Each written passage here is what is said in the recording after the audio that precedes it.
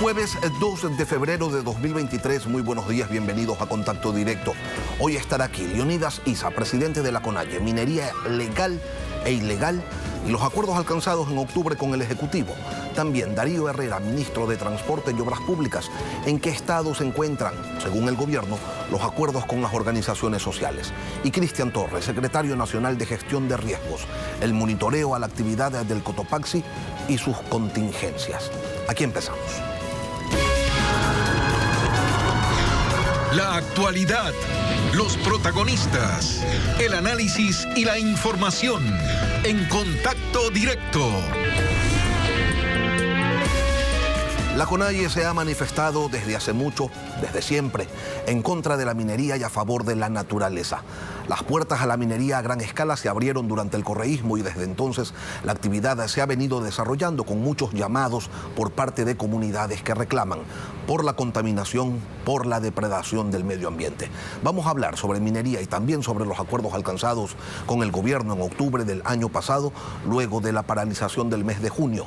Acuerdos que según la CONAIE no se están cumpliendo. Y lo vamos a conversar con Leonidas Issa, presidente de la Confederación de Nacionalidades Indígenas del Ecuador, CONAIE. Buenos días, ingeniero Issa, bienvenido a Contacto Directo. Buenos días, gracias por la invitación y un saludo cordial a todos los hermanos ecuatorianos y ecuatorianas. ¿Cómo toma la CONAIE la decisión del gobierno de declarar a la minería ilegal como una amenaza contra el Estado? Bueno, primero hay que aclarar una situación.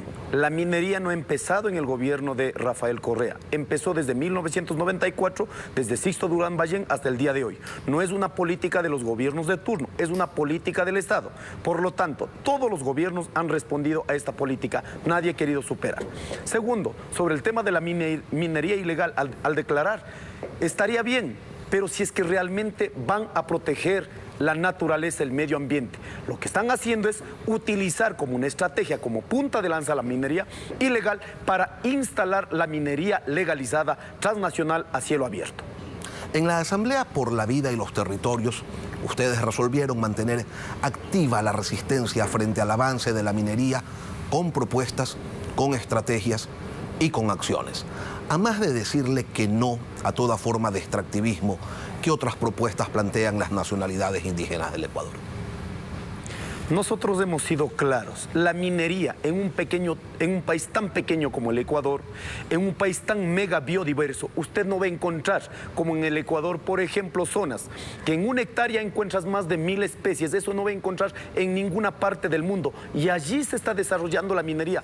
Por ello hemos dicho, en estos territorios, en lugar de fortalecer la capacidad minera, hay que desarrollar el tema del turismo científico, el tema del turismo ecológico. Es posible pensar en otro tipo de economía sustentable. Además de esto, siendo nuevos rubros que podrían ingresar, como el tema minero, se debe fortalecer la capacidad productiva en agricultura, en ganadería, pequeña y mediana industria, como está conocido la agricultura ampliada, que a este país da más de 20.500 millones de dólares, que en cambio vamos, en términos económicos, la minería no es una opción económica. Si en este año, según las fuentes del mismo Ministerio de Minas y Petróleos, en este caso, dicen que hemos exportado el 5.68% de los totales de las exportaciones, que fueron 21.000 millones de dólares. De estos, ¿cuánto significa? 1.200 millones de dólares. ¿Cuántos realmente han dejado al Ecuador?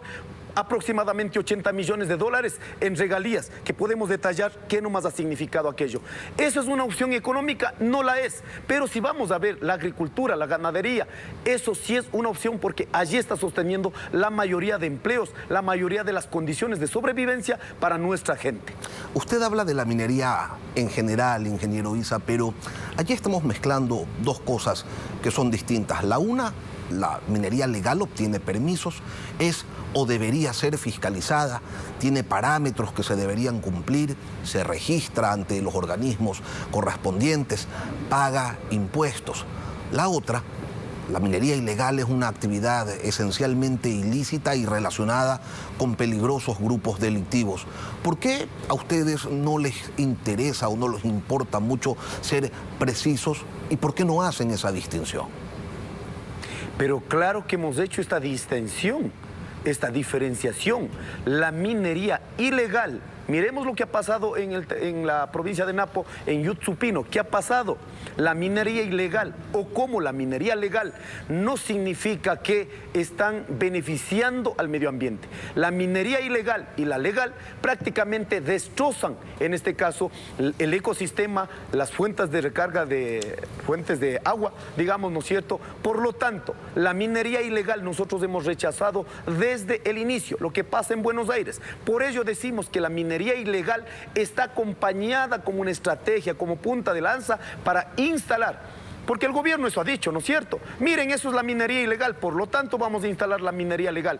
Por ello viene de la mano estas dos estrategias.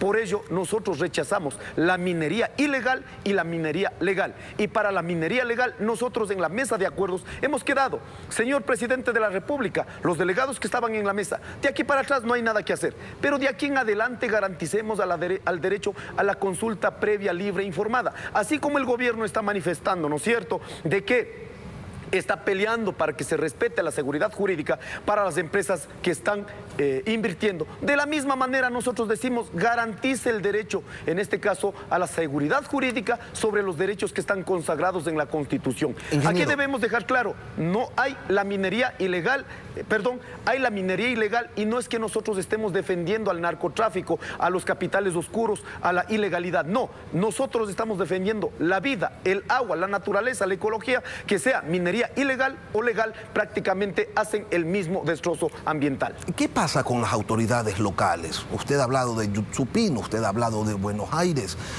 Napo, Imbabura, donde hay autoridades locales que en su gran mayoría son precisamente de Pachacutic. Y sin embargo, en esos territorios la minería ilegal florece, según algunos moradores a vista y paciencia de ciertos dirigentes y también según algunos políticos. Lo invito a escuchar al asambleísta Cerda, Leonardo Cerda, quien se refirió precisamente a este tema.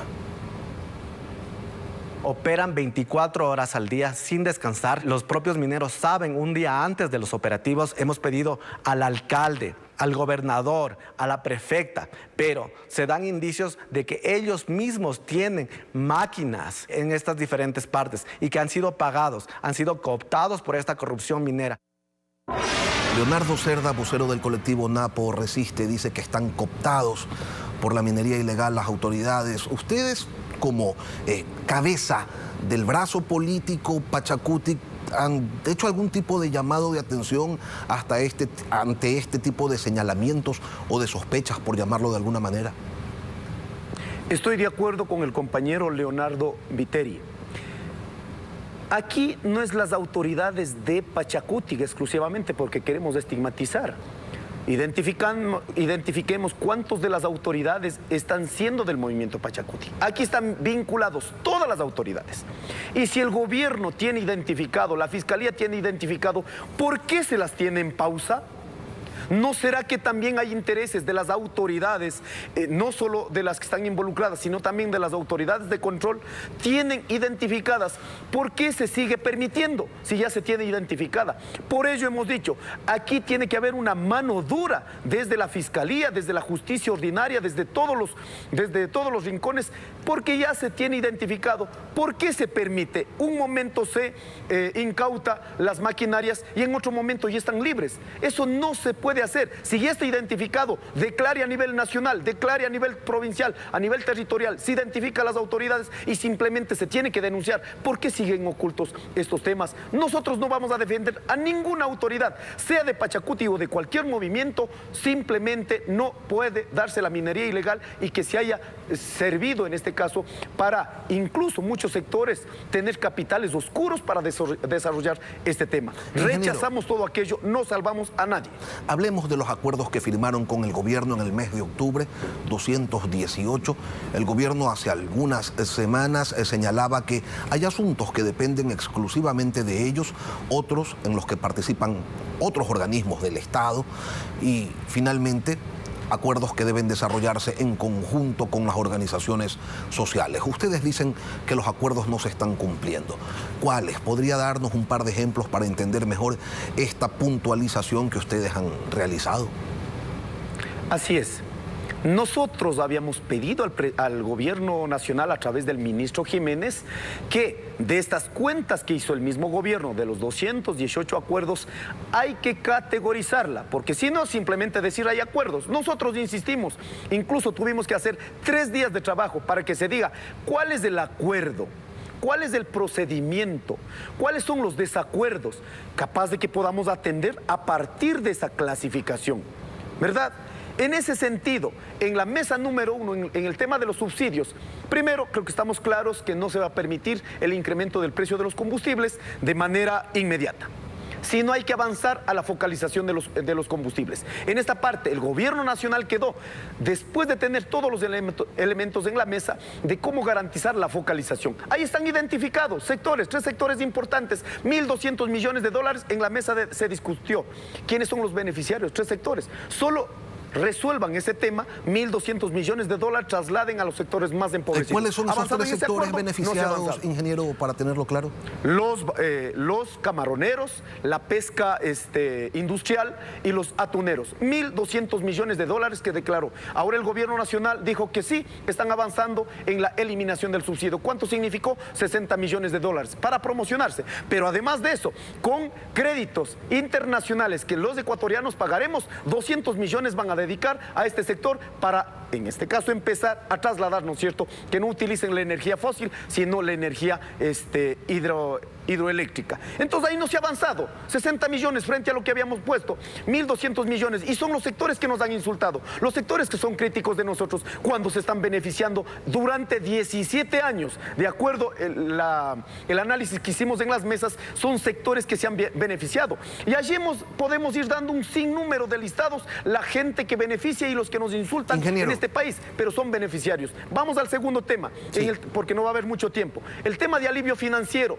en la mesa, de acuerdo al decreto 452 del 18 de junio, se quedó claro, debe cumplir con la condonación hasta $3.000, pero ya luego en la mesa que se estableció hasta 3 meses, se resolvió que el gobierno nacional va a cumplir, él mismo firma, el señor Jiménez, se cumplirá, en este caso la condonación hasta $10.000. ¿Han cumplido o no han cumplido? El 31 de diciembre ya prácticamente se cerró estas fechas que estaban vigentes. ¿Qué más tenemos? En la mesa de minería, ahí se quedó absolutamente claro, que dijimos, no se puede ir a una actualización del catastro minero mientras no se garantice la ley de consulta previa, libre e informada. El gobierno nacional ha cumplido, no la ha cumplido. Nosotros dijimos, de aquí para atrás no hay nada que hacer, pero de aquí en adelante sí es posible garantizar la consulta previa, libre e informada en todas las etapas. ¿Ha cumplido? No la ha cumplido. Ahora, el gobierno dice que se ha cumplido el 96% de los acuerdos. Mi pregunta es, ustedes en cambio mantienen la posición contraria, dicen no se está avanzando,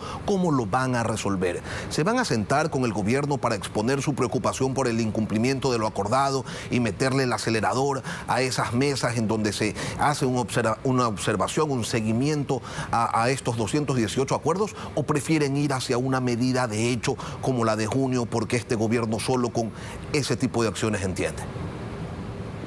Mire, nosotros en estos 3 meses, con un espíritu tremendamente democrático, en el año que hemos presentado al gobierno, tremendamente democrático, cuando estaba insultando a nivel internacional, en ruedas de prensa, sin embargo, nosotros, porque queremos resolver por la vía del diálogo, hemos sentado, hemos ido, pero el gobierno, cuando no ha escuchado qué hemos tenido que hacer, hemos ido a una movilización. Ahora tenemos una comisión de seguimiento. No es que está votado para que digan, señores, hemos cumplido el 96%. No, todos los días, todas las semanas tenemos una comisión de seguimiento. Por ejemplo, para el 9 de febrero se convoca para, en este caso, volver a discutir la mesa del extractivismo. No es posible que ahora hayan declarado 11 proyectos mineros zonas de seguridad y van a militarizar. No es posible. Cuando firmamos el acuerdo, en este caso en todas las etapas tiene que haber el derecho a la consulta, resulta que las naves Iguarins pasan a la etapa de la explotación desde el 1 de enero del 2023 sin el derecho a la consulta. Con toda esta situación, nosotros vamos a hacer la evaluación al cumplir los 3 meses, porque eso está resuelto en la Asamblea Anual de la CONAIE el 18 de febrero. Vamos a hacer esta asamblea. Con ello, con todo esto lo que está haciendo el gobierno nacional, si cumpliera con los acuerdos, realmente resolverían los problemas más sentidos de los ecuatorianos. Más bien ha preferido ir a la consulta, y esta consulta que no resuelve nada, los ecuatorianos decimos no 8 veces a la consulta. Leonidas Giza, presidente de la CONAIE, gracias por acompañarnos, ingeniero, hoy aquí en Contacto Directo. Un abrazo. Volvemos luego de la pausa con Darío Herrera, ministro de Transporte y Obras Públicas. Con él continuaremos hablando sobre el seguimiento de los acuerdos a los que llegaron pues el gobierno y las organizaciones sociales, también sobre minería ilegal. Ya regresamos. Y sobre el cumplimiento de los acuerdos con las organizaciones sociales, acuerdos que se suscribieron el pasado mes de octubre, vamos a dialogar ahora con Darío Herrera, ministro de Transporte y Obras Públicas, quien estuvo al frente de la mesa de focalización del subsidio a los combustibles. Buenos días, ministro, bienvenido. ¿Qué tal, Lenny? Buenos días. Un abrazo para todos. Que las cosas no avanzan, dice Leonidas Giza, que aparte del libro que lanzaron hace un par de semanas, no hay mayores concreciones. ¿Sostiene? ¿Está usted de acuerdo? No, no estoy de acuerdo en eso, Leonidas, y voy a ser tajante también con otro dato que escuché al señor Giza sobre el monto del sector camaronero, atunero y pesquero. Hacía referencia a 1.200 millones de dólares. Quisiera darte unos datos sobre el año 2021, esperando datos del año 2022. Pero en el 2021 el sector camaronero, lo que significó en subsidios, es 84.8 millones de dólares. El pesquero nacional 67 millones y el atunero 38. Sumado todo esto, 200 millones de dólares en el 2021. Imagínate que sea el doble, porque el año pasado tuvimos un incremento a nivel global de los precios de los combustibles, son 400 millones de dólares. Dista mucho de los 1.200 millones de dólares que indica el señor Leonidas Giza, y no me parece correcto mal informar a la ciudadanía. Ahora, un funcionario de gobierno ha señalado que el 96% de los acuerdos ya se han cumplido. Y la verdad es que parece una exageración, porque solo para dar un ejemplo, en la mesa de derechos colectivos donde se firmaron más de 50 acuerdos, no se ha ejecutado ni la mitad. ¿Tiene usted quizás una cifra más cercana a la realidad, ministro? Lenin, sobre el global no la tengo en este momento, lamentablemente. Sobre la mesa de combustible se han hecho realmente serios avances. Recuerda que teníamos solamente 4 acuerdos, algunos desacuerdos, y quizás esta en implementación va a ser una de las mesas o de los procesos un poco más complicados, ya que tiene que ver con implementación de procesos y de tecnología para poder diferenciar y poder generar estos criterios o aplicar estos criterios de exclusión en el subsidio en una gasolinera, por ejemplo, para poder tanquear. Entonces, eso es un proceso que se está manejando hasta el día de hoy.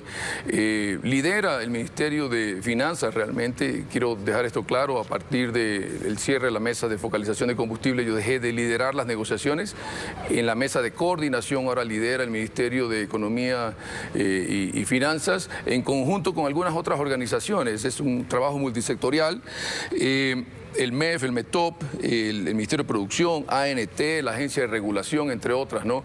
Y hay una hoja de ruta con tiempos muy definidos que se terminarían alrededor de septiembre, octubre, para poder empezar la focalización de combustibles en base a los criterios que se acordaron en las mesas de diálogo, respetando eso, y eventualmente pues se podrían ampliar estos criterios a otras áreas. Ampliar los criterios, pero no los tiempos. Máximo hasta octubre ya tendremos definido el criterio con el cual se va a focalizar el subsidio. No, Lenny, un poquito antes, los criterios nosotros ya los hemos enviado. Lo que se tendría hasta el septiembre, octubre, ya es el plan piloto dentro de las gasolineras. Entiendo. Y estos son los tiempos que se están manejando. Ahora, ¿qué está haciendo, por ejemplo, la Agencia de Regulación y Control, que es la que tiene que velar por la apropiada entrega de del combustible subsidiado? Es trabajar con proveedores de tecnología para poder implementar estos sistemas. No son sencillos, no son muy complejos, y ahí está la falla. Recuerda que siempre hablábamos de el subsidio debe ser temporal, debe ser eficientemente entregado, pero sobre todo eficientemente entregado, ¿no? Y a las personas que lo necesitan. Y la clave está ahí, porque si falla esto, pues vamos a tener problemas. Ministro, ¿cómo es esto de que entra maquinaria gigantesca al país y se la vende, pues, luego para desarrollar en ocasiones minería ilegal? Entra equipo pesado y el Ministerio de Transporte y sus entidades adscritas no se dan cuenta siquiera, o al menos eso parece. Ciertamente, Lenin, nosotros tenemos que mantener el registro de la maquinaria pesada en el país y estamos, especialmente en mi administración, hace 6 meses atrás, desarrollando serios procedimientos para tener control de esta maquinaria pesada, comenzando por la propia, Lenin, ¿no? Nosotros tenemos que tener poder de reacción como Ministerio de Transporte y Obras Públicas, que en el momento, créeme que no la tenemos, ¿no? 534 maquinarias, apenas 190 funcionando entre bien y mal. Debemos comenzar dando el ejemplo, ¿no? Y eso estamos trabajando ahora. Ahora usted me está hablando de la maquinaria propia. ¿Y qué pasa con esa otra maquinaria que la vemos a las orillas del río Napo depredando? Y qué sé yo, ¿qué pasa con esas volquetas que transitan por todas las carreteras del país cargando material minero y lo hace libremente? Nadie ni siquiera les pide pues a los choferes la licencia, peor aún un permiso para transportar aquello. Nuevamente, Lenin, este es un trabajo en conjunto entre las diferentes organizaciones de control, ANT, CTE, la Policía Nacional sobre todo, con quien trabajamos en conjunto. De hecho, estamos viendo la posibilidad de ampliar esta cobertura, es decir, de que la Policía Nacional nos ayude en este tema, porque nosotros no tenemos la capacidad operativa de control más allá de nuestras adscritas como la ANT y la CTE. ¿Para cuándo ya implementados estos controles, ministro? Porque no puede seguir, yo reconozco y valoro su sinceridad al decir estamos fallando en eso, pero ¿cuándo lo corrigen? Mira, hay muchas cosas en las cuales nosotros estamos fallando, pero hay muchísimos aciertos y muchas cosas que estamos haciendo bien. Las incautaciones de la maquinaria, sobre todo en la minería ilegal, ha sido uno de los temas que el Gobierno Nacional, con todas las instituciones, ha estado trabajando, ¿no? Y tenemos muestras de esto de aquí. Trabajamos en conjunto, Lenin. ¿Para cuándo? Esto es un trabajo que vamos a tener que seguir haciendo, Lenin. No va a parar, ¿no es cierto? Aquí lo importante siempre es levantarse todos los días y trabajar en conjunto con las otras instituciones para lograr esos objetivos que nuestro presidente Guillermo Lasso nos ha indicado hacer. Darío Herrera, ministro de Transporte y Obras Públicas, gracias por acompañarnos hoy, ministro, aquí en Contacto Directo. A la orden, Lenin, en cualquier momento, gracias. Y tras la pausa, Cristian Torres, secretario nacional de Gestión de Riesgos. ¿Cuál es la situación actual del volcán Cotopaxi? Las alertas, la preparación a las poblaciones cercanas ante una eventual erupción. Ya regresamos. Desde el 6 de enero, el Servicio Nacional de Gestión de Riesgos se transformó en Secretaría Nacional de Gestión de Riesgos. Una nueva estructura, un nuevo modelo de gestión. Y hoy nos acompaña su titular, el ingeniero Cristian Torres Bermeo, para tratar un tema que preocupa a los habitantes, sobre todo de la capital de la República, pero por supuesto también a las ciudades y locaciones cercanas al volcán Cotopaxi, que exhibe una reactivación. Buenos días, Cristian, bienvenido a Contacto Directo. Muy buenos días, Lenin. Un saludo para todas las personas que nos están sintonizando. ¿Cuál es la situación del Cotopaxi al día de hoy? Al día de hoy se mantiene el escenario más probable que ha planteado el Instituto Geofísico, que es que se mantiene el volcán con emisiones de gas, de ceniza, con una carga baja hasta el momento, y lo cual es probable que se mantenga por algunas semanas o meses la actividad de este tipo en el volcán. También el escenario siguiente, con menor probabilidad, es que ocurra algo similar a lo de 2015, de agosto a enero del 2015-16, en lo cual hubo mucho más ceniza y más afectación tanto a animales, personas y a la conectividad de las personas. Asimismo, el tercer escenario, que es el menos probable, es el que tengamos una erupción similar a las anteriores de siglos pasados, como 1877, en la cual ya hay presencia de lahares fuertes que afecten tanto en el drenaje norte, sur y oriental del volcán. En ese último escenario de una erupción del Cotopaxi, ¿tendría la capital de la República algún riesgo adicional al de la caída de ceniza? Sí, hay un riesgo fuerte también para la capital de la República, por el Valle de los Chillos, pero específicamente toda la ciudadanía puede consultar si está en zona de riesgo o no, visitando la página web www.alertasecuador.gov.es. En dicho portal ustedes van a encontrar mapas en los cuales pueden ubicar si su casa, si su escuela o trabajo está en zona de lahares o no. Y asimismo pueden ubicar por dónde evacuar y zonas seguras para que la ciudadanía pueda prepararse también ante una orden de evacuación que se comunicaría a la población mediante las sirenas. Recordemos que el Ecuador cuenta con un sistema de alerta temprana que no solo contempla las sirenas. La sirena ya es el último paso que alerta a la población, pero el sistema de alerta temprana contempla desde el monitoreo que lo lleva el Instituto Geofísico de la Escuela Politécnica Nacional 24 horas del día, 7 días a la semana, en el cual ellos, con todo el equipamiento, los instrumentos que tienen, monitorean el volcán y nos podrían alertar de un incremento súbito o de un incremento gradual de la actividad que nos permita tomar la decisión de ordenar la evacuación. Y esta se transmitiría a través de las 55 sirenas que se encuentran en el área de influencia del volcán. Para ser precisos, entonces, el riesgo sería para el Valle de los Chillos con lahares. que podrían llegar en caso de una erupción. De una erupción grande, ¿verdad? Claro, situación distinta a la de la Tacunga o Salcedo, por ejemplo, que están mucho más cerca. También del se volcán. afectarían con la Ares, con ceniza, en el caso de... La ceniza depende mucho de las condiciones del viento, de la altura de la nube, pero todas estas situaciones sí se podrían dar tanto en el área de la Tacunga, Cotopaxi y de Pichincha, en Mejía, en Rumiñahui y en el MQ. ¿Cuántas personas habitan la zona de riesgo potencial en caso de que ocurra una erupción violenta? Por temas de flujos, más de 250.000 personas, y en general se podrían haber afectadas 700.000 personas, más de ese número, en caso de una erupción grande, ¿no? Por eso es que todos tenemos que prepararnos, y no es una emergencia que se daría de una atención cantonal o provincial, es una afectación que se daría a nivel nacional, porque afectaría tanto los vuelos, tanto la conectividad, porque también se vería afectada la E35, entre otras cosas más. Sobre todo los medios de vida de las personas que están en el área de influencia. Precisamente eso le quería preguntar, ¿cuáles son las acciones que se están tomando con agricultores, con ganaderos que están pues en esta zona y con un sector turístico muy potente que se ha desarrollado en los alrededores del Cotopaxi? Precisamente desde el mes de octubre del 2022 no se puede ascender al cráter del volcán, y eso también ha afectado obviamente a todo el ecosistema turístico que gira en torno al volcán. Pero eso es una de las afectaciones, y es por eso que desde el mes de octubre también venimos trabajando a nivel cantonal, provincial y nacional con las mesas técnicas de trabajo y los municipios para que todas, en el ámbito de su competencia, tengan preparada la contingencia para responder en caso de... Por esto que incluso ya con el ministro Bernardo Manzano fuimos al territorio, conversó con los productores y agricultores y está definiendo albergues para que los agricultores puedan llevar a sus animales en caso de ceniza, por ejemplo. También el follaje, la comida para que puedan alimentarlos, el areteo para que puedan ubicar, identificar a sus animales. Y en eso se continuará trabajando, y ahí quiero dar un mensaje claro a la ciudadanía.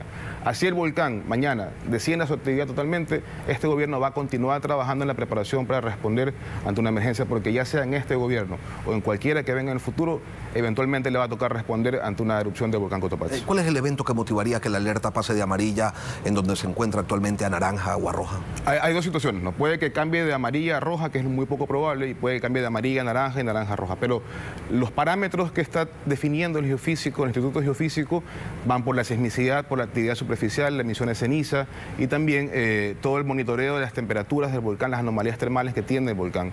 Por eso es muy importante recalcar el monitoreo 24/7, y el gobierno ecuatoriano desde este mes va a hacer una transferencia de recursos al Instituto Geofísico para que pueda fortalecer estos instrumentos y pueda tener un mayor monitoreo en el volcán.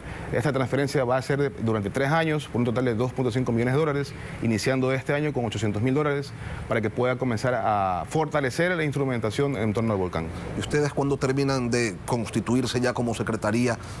Nos quedan 30 días para poder tener la estructura lista y presentarla ya al Ministerio del Trabajo, que va a tener un enfoque ya también de toda la integralidad de la gestión del riesgo y corregir todas las fallas institucionales que hemos tenido en los últimos años, con todos los cambios de secretaría, servicio, entre otros, y ahora sí ya continuar este camino hacia la integralidad, y que esto también ya hacemos un llamado a la Asamblea Nacional para que continúe con el tratamiento de la Ley de Gestión de Riesgos que complementa estas acciones.